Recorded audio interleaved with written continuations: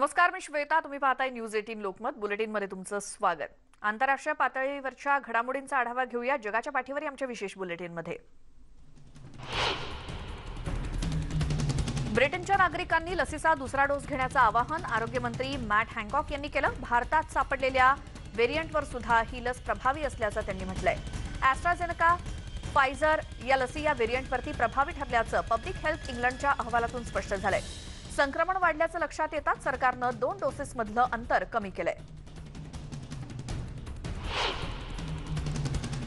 ब्रिटनहून येणाऱ्या पर्यटकांना फ्रान्समध्ये कडक निर्बंधांना सामोरं जावं लागू शकतं असे संकेत फ्रान्सचे परराष्ट्र मंत्री ड्रियन यांनी दिलेत. उन्हाळ्यामध्ये पर्यटनाचा हंगाम सुरू होण्याच्या पार्श्वभूमीवर हे निर्बंध लागू होण्याची शक्यता आहे. भारतीय व्हेरियंटच्या संक्रमणामुळे ब्रिटनच्या पर्यटकांवरती हे निर्बंध लागू शकतात. भारतात अडकलेल्या ऑस्ट्रेलियाच्या नागरिकांना घेऊन दुसरं विमान डार्विनला रविवारी सकाळी पोहोचलं. नवी दिल्लीहून 165 नागरिक या विमानातून परतल्याची माहिती अधिकाऱ्यांनी दिली. विमान प्रवासाआधी सर्व प्रवासी कोरोना निगेटिव्ह असल्याचं त्यांनी सांगितलं आणि हे सगळे नागरिक 14 दिवस क्वारंटाईन असतील. ऑस्ट्रेलिया सरकारनं बंदी उठवल्यानंतर भारत ऑस्ट्रेलिया विमानसेवा सुरू झाली. 4 जूनच्या आधी 8 विमानांमधून आणखी नागरिकांना परत आणलं जाणार आहे. अजूनही 11,000 नागरिक भारतात आहेत. भारतामध्ये गेल्या 24 तासात 2,22,315 नवीन रुग्णांची भर पडली. एकूण पॉझिटिव्ह रुग्णांची संख्या 2,67,52,447 वर गेली आहे. तर 4,454 कोरोना रुग्णांचा मृत्यू झाल्यानं भारतातल्या एकूण कोरोना बळींची संख्या 3,03,720 वर पोहोचली आहे. देशात 27,20,716 रुग्णांवरती उपचार सुरू आहेत. 3,02,544 जण कोरोनामुक्त झाल्यानं डिस्चार्ज झालेल्या कोरोनामुक्त रुग्णांची संख्या 2,37,28,011 इतकी झाली आहे.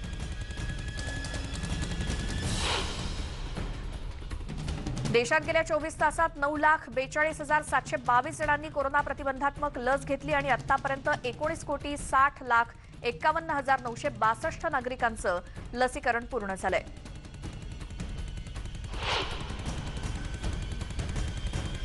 परराष्ट्र मंत्री एस जयशंकर आजपासून अमेरिकेच्या दौऱ्यावरती आहेत. या दौऱ्यादरम्यान ते अमेरिकेतील वरिष्ठ अधिकाऱ्यांशी कोविड नियंत्रणासंदर्भात सहकार्याच्या मुद्द्यावर चर्चा करणार आहेत.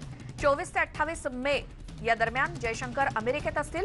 तसंच संयुक्त राष्ट्राचे सरचिटणीस अँटोनियो गॅटरेस यांची देखील ते भेट घेतील. अमेरिकेचे परराष्ट्र मंत्री अँटनी ब्लिंकेन यांच्यासोबत देखील जयशंकर चर्चा करणार आहेत. भारतात कोविड लसीचं उत्पादन करण्याबाबत अमेरिकेतील विविध कंपन्यांशी भारताची चर्चा सुरू आहे. लसींच्या खरेदीबाबत ही चर्चा हा या भेटीचा मुख्य अजेंडा आहे अशी माहिती मिळते. तसंच आर्थिक आणि व्यावसायिक मुद्द्यांवर देखील चर्चा होणार आहे. यावर्षी हज यात्रेसाठी सौदी अरेबिया जगभरातून 60,000 भाविकांना येण्याची परवानगी देईल अशी माहिती सौदी अरेबियाच्या सांप्रदायिक सद्भाव समितीतील पंतप्रधानांचे विशेष प्रतिनिधी मौलाना ताहिर अशरफी यांनी दिली आहे. हज तीर्थयात्रा सर्वांसाठी खुली असेल, मात्र कोरोना निर्बंधांचं पालन करणं अत्यावश्यक आहे असंही त्यांनी सांगितलं. तसंच 18 वर्षांखालील आणि 60 वर्षांवरील व्यक्तींना मात्र हजसाठी परवानगी देण्यात येणार नाही असंही त्यांनी स्पष्ट केलंय. कोरोनामुळे गेल्या वर्षी हज यात्रेसाठी फक्त 1,000 भाविकांना परवानगी देण्यात आली होती. हज यात्रेला मुस्लिम धर्मियांमध्ये अनन्यसाधारण महत्त्व आहे. अमेरिकेत पोलीस एन्काउंटरमध्ये मारल्या गेलेल्या जॉर्ज फ्लॉइडचं कुटुंब आणि मित्रपरिवारानं रविवारी मिनोपोलिसमध्ये मोर्चा काढला. या मोर्चात सामाजिक कार्यकर्ते आणि सामान्य नागरिक सहभागी झाले होते. जॉर्जच्या मृत्यूला 1 वर्ष पूर्ण झाल्याची आठवण म्हणून हा मोर्चा काढण्यात आला. मिनोपोलिसमध्ये ज्या ठिकाणी खटल्याची चौकशी झाली त्याच्यासमोर लोक हातात जॉर्ज आणि पोलिसांकडून मारले गेलेल्या अन्य कृष्णवर्णीयांचे फोटो घेऊन उभे होते.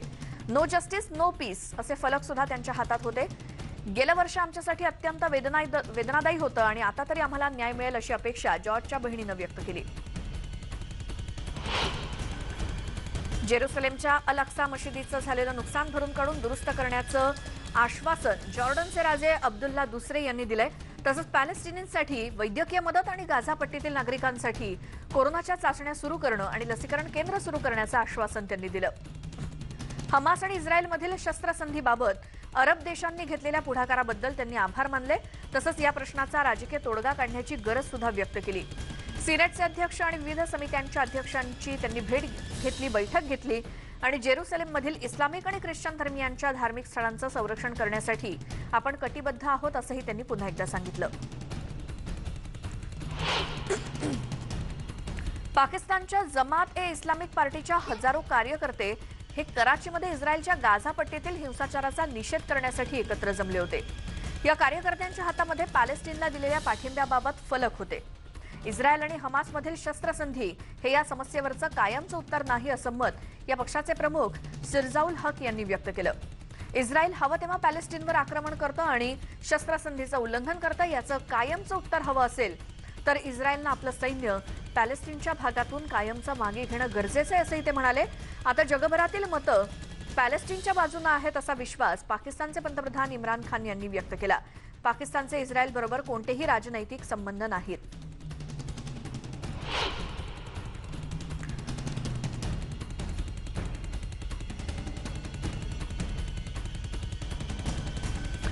ब्राझीलचे राष्ट्राध्यक्ष जेर बोल्सोनारो यांना पाठिंबा देण्यासाठी रिओ द जेनेरोमध्ये मोटरसायकल रॅली काढण्यात आली. बोल्सोनारो यांच्याप्रती निष्ठा दाखवण्यासाठी हजारो नागरिक या रॅलीमध्ये सहभागी झाले होते. ब्राझीलमधली कोरोनाची परिस्थिती नियंत्रणात आणण्यात अपयशी ठरल्याचा आरोप बोल्सोनारो यांच्यावरती सध्या केला जातोय. महामारीच्या काळात राबवलेल्या आर्थिक धोरणांमुळे बेरोजगारी आणि गरिबीत वाढ झाल्याची टीका केली जाते. ब्राझीलमध्ये बोल्सोनारो यांच्या विरोधात असंतोष आहे आणि या मोर्चेकऱ्यांनी बाईक्सना ब्राझीलचे झेंडे लावले होते आणि जोरजोरात हॉर्न वाजवून घोषणा देत ते आपला पाठिंबा व्यक्त करत होते. कोरोनामुळे झालेल्या प्रत्येक मृत्यूमुळे आम्हाला वेदना झाल्यात, मात्र संपूर्ण लॉकडाऊन करणं हा उपाय नाही यावरती आपण ठाम असल्याचं बोल्सोनारो म्हणाले. 2022 मध्ये ब्राझीलमध्ये निवडणुका आहेत.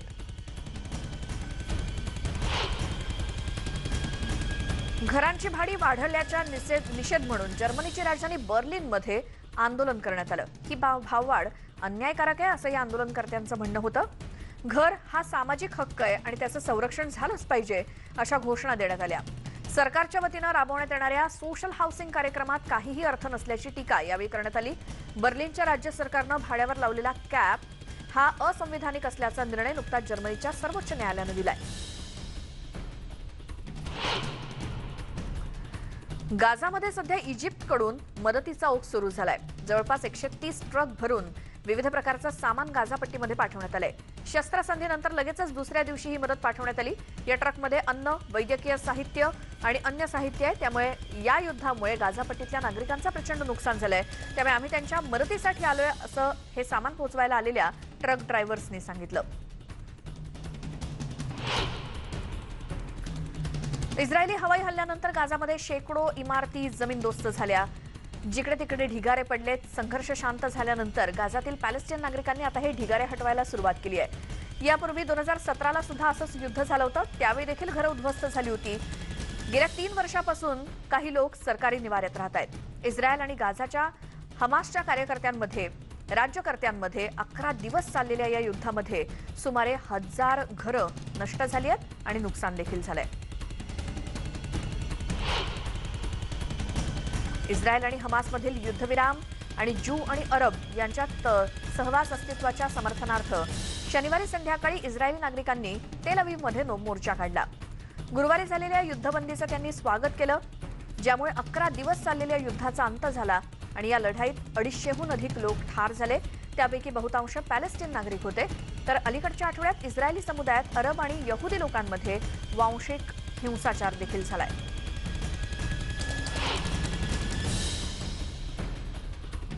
इस्रायली पोलिसांनी रविवारी जेरुसलेममधील एका पवित्र ठिकाणाहून सुमारे 50 ज्यू नागरिकांना बाहेर काढलं. अलीकडच्या आठवड्यात पोलिसांच्या कारवाईमुळे गाझामध्ये युद्ध सुरू झालं आणि त्याला निषेध आणि हिंसाचार देखील पेटला होता अशी माहिती इस्लामिक अधिकाऱ्यांनी दिली. आणि वक्त म्हणाले की पोलिसांनी तरुण पॅलेस्टीन लोकांना अल अक्सा मशीद कंपाऊंडमधून बाहेर काढलं आणि 45 वर्षांखालील मुस्लिमांना प्रवेश प्रतिबंधित केला.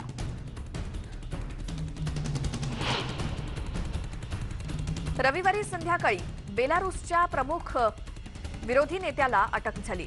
त्याचा परिणाम म्हणून बॉम्बचा इशारा देण्यात आला. एका विमानामध्ये बॉम्ब ठेवला असल्याची धमकी देण्यात आली. त्यामुळे रडारच्या दिशेनं उड्डाण करणारं विमान हे तातडीनं बेलारूसकडे वळवण्यात आलं आणि अखेर रविवारी संध्याकाळी मूळ डेस्टिनेशन या विमानानं गाठलं. बेलारूस सरकारनं केलेली अपहरण कारवाई म्हणून विरोधी पक्ष आणि पाश्चात्य अधिकाऱ्यांनी रविवारी झालेल्या या घटनेचा निषेध केला.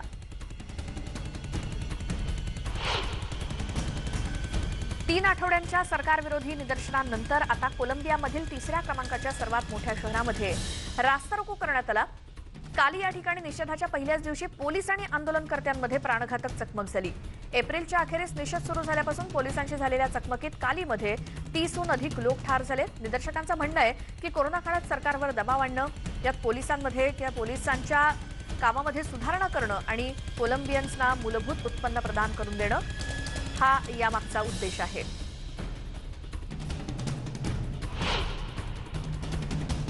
उत्तर इटलीतील काही नयनरम्य तलावांच्या ठिकाणी रविवारी पहाटे माउंटन व्ह्यूसाठी पर्यटकांना घेऊन गेलेली एक केबल कार रविवारी खाली कोसळली आणि या दुर्घटनेत एकूण 14 जण ठार झाले। यात बचावलेल्या एका लहान मुलाला हाड फ्रॅक्चर झाल्यामुळे रुग्णालयात दाखल करण्यात आलं। इस्रायली परराष्ट्र मंत्रालयाने सांगितलं की मृतांपैकी 6 जण हे इस्रायली नागरिक असून इटलीमध्ये राहणाऱ्या 4 जणांच्या कुटुंबाचा देखील यात समावेश आहे।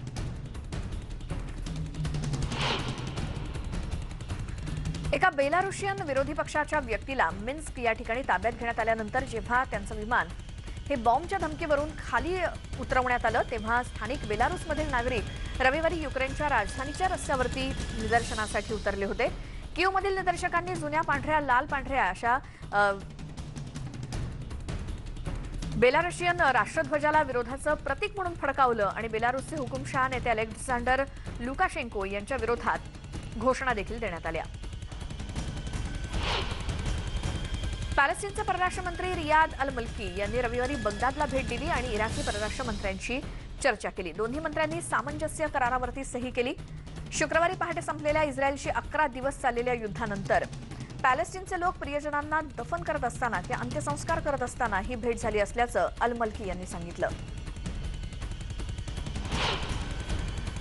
व्हिएतनामच्या विधानसभेच्या नॅशनल असेंब्लीमध्ये 5 वर्षांच्या कालावधीसाठी 500 प्रतिनिधींची निवड करण्यासाठी सुमारे 69 दशलक्ष पात्र मतदारांनी रविवारी मतदान केलं। या मतदानादरम्यान कोरोनापासून बचाव करण्याच्या उपायांना प्राधान्य देण्यात आलं, कारण देशामध्ये कोरोनाचा संसर्ग आहेच। कोरोनाचा धोका लक्षात घेऊन स्थापन केलेल्या विशेष मतदान केंद्रांवरती शनिवारपासून मतदारांनी मतदानाचा हक्क बजावला।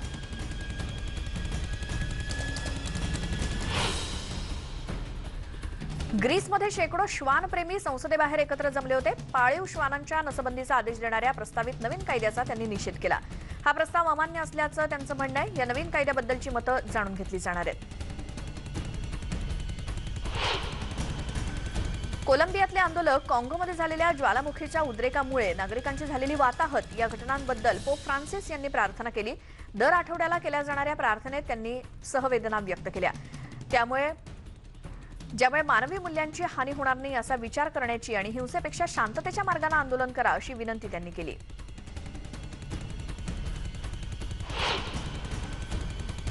इतरही आंतरराष्ट्रीय पातळीवरच्या घडामोडी पाहूयात एका छोट्याशा ब्रेक नंतर पाहत राहा न्यूज 18 लोकमत।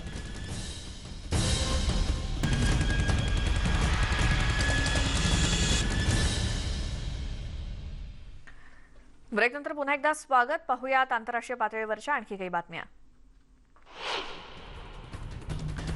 साऊथ जर्सीच्या हाऊस पार्टीमध्ये झालेल्या गोळीबारात दोघांचा मृत्यू झाला तर 12 जण जखमी झाले। मृतांमध्ये 30 वर्षांच्या पुरुषाचा 25 वर्षांच्या महिलेचा समावेश आहे। जखमींवर स्थानिक रुग्णालयात उपचार सुरू आहेत। शनिवारी रात्री फिलाडेल्फियापासून जवळच असलेल्या फेअरफिल्ड भागातून पोलिसांना फोन आला। या पार्टीत 100हून अधिक जण उपस्थित असल्याची माहिती पोलिसांनी दिली। युरोपच्या सर्वात मोठा जिवंत ज्वालामुखी मानल्या जाणाऱ्या इटलीतल्या माउंट एटनाच्या परिसरामध्ये मोठ्या प्रमाणात स्फोटांचे आवाज येत होते। ज्वालामुखीच्या वायव्य भागातून लाव्हा उफळल्याचं भूभौतिकशास्त्र आणि ज्वालामुखी शास्त्रज्ञांच्या वतीनं सांगण्यात आलंय। इटलीमध्ये सिसिलियन, स्ट्रॉबोली तसंच माउंट वेसुव्हियस हे 3 सक्रिय ज्वालामुखी आहेत। 1944 मध्ये माउंट वेसुव्हियस हा ज्वालामुखी उफाळून आला होता। काँगोमधल्या ज्वालामुखीच्या लाव्हामुळे अनेकांनी आपल्या जीवलगांना गमावलंय। अजूनही मृतांचा अधिकृत आकडा कळू शकलेला नाही। लाव्हा सुफाळू लागल्यानं अनेकांनी घरं सोडून पळ काढला। गोमा गाव सोडून जात असताना रस्त्यावर झालेल्या अपघातामध्ये 5 जणांचा मृत्यू झाला। काँगोमध्ये माउंट नेरागोहून तब्बल 2 दशकांनंतर लाव्हारस उफाळलेला आहे। तर शनिवारी रात्री अचानक झालेल्या या घटनेमुळे गावात भीतीचं वातावरण आहे। काही स्थानिकांनी गावाचं नुकसान टाळण्यासाठी लाव्हारसाला दुसऱ्या वाटेनं वळवण्याचा प्रयत्न केला, पण तो असफल ठरला। गोमा आणि अन्य बेनी शहराला जोडणारा रस्ताच यामध्ये वेढला गेल्याचं प्रत्यक्षदर्शींनी सांगितलं. अनेकांची घरं जळून गेली आहेत. रुवांडन सीमेपर्यंत जाऊन जीव वाचवण्याचा सुद्धा अनेकांनी प्रयत्न केला.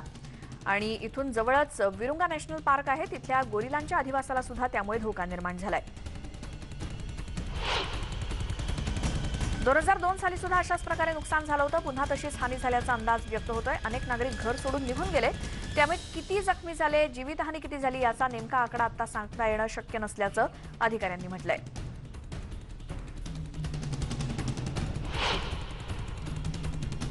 या बातम्यांसोबतच जगाच्या पाठीवर आमच्या विशेष बुलेटिनमध्ये वेळ झाली इथेच थांबण्याची. मात्र जाता एक महत्त्वाची गोष्ट, मास्क वापरायला विसरू नका आणि मास्क लावल्यानंतर त्याच्यानी व्यवस्थित तोंड आणि नाक झाकलं जाते की नाही याची खात्री करा.